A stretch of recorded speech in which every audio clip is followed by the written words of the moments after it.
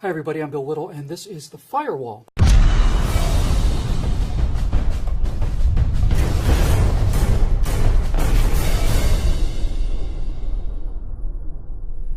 On Thursday, September 25th, 2014, to hear the media tell it, disgruntled worker Alton Nolan arrived at work at the Vaughn Foods plant in Oklahoma City shortly after being fired. Apparently, he lost his temper and a tragedy ensued.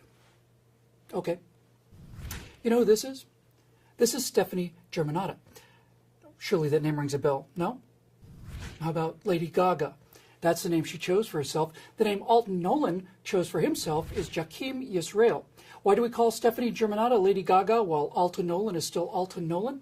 Well, it's because if the press referred to Alton Nolan by the name he uses to refer to himself, Jakim Yisrael, then we'd have to face some unpleasant facts. And reporting unpleasant facts is not allowed in the era of Obama, because if unpleasant facts were reported in the era of Obama, there wouldn't be an era of Obama.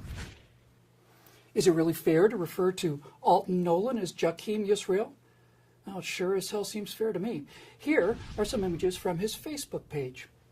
Here's one of jihadi terrorists, to which Jakim Yisrael added, "Some of my Muslim brothers." Here's one that says, "Islam will dominate the earth. Freedom can go to hell." Jakim had nothing to add to that one, apparently. So after allegedly spending a great deal of time and effort trying to convert his co-workers to Islam, Jakim Yisrael entered the Vaughn Foods building, where he met, apparently at random, 54-year-old Colleen Hufford. After stabbing her repeatedly with his knife, he then proceeded to saw her head off.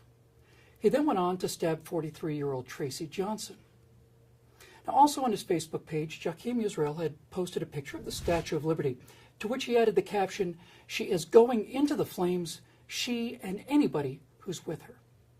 Apparently, one of those people who are with the Statue of Liberty as she heads into the flames was company CEO and Reserve Sheriff's Deputy Mark Vaughn, who stopped this Islamic ritual with his personal firearm.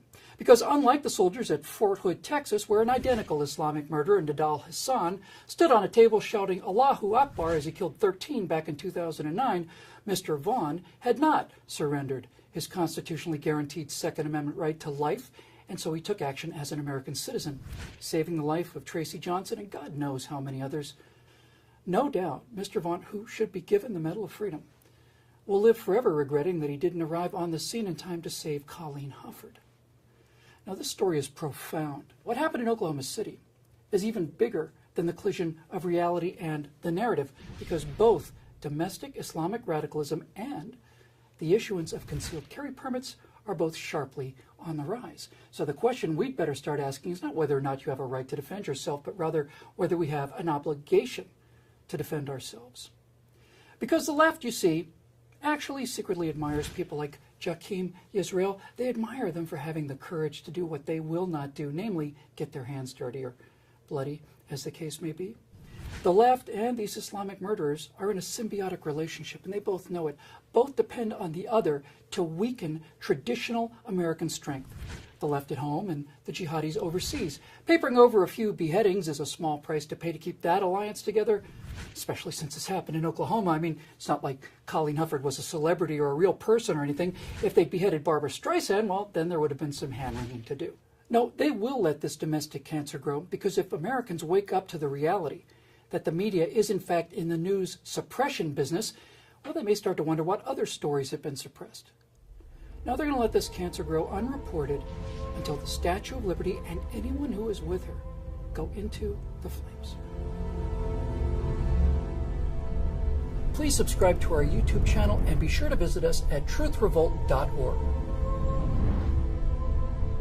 And to keep these messages coming, please consider making a donation by clicking here.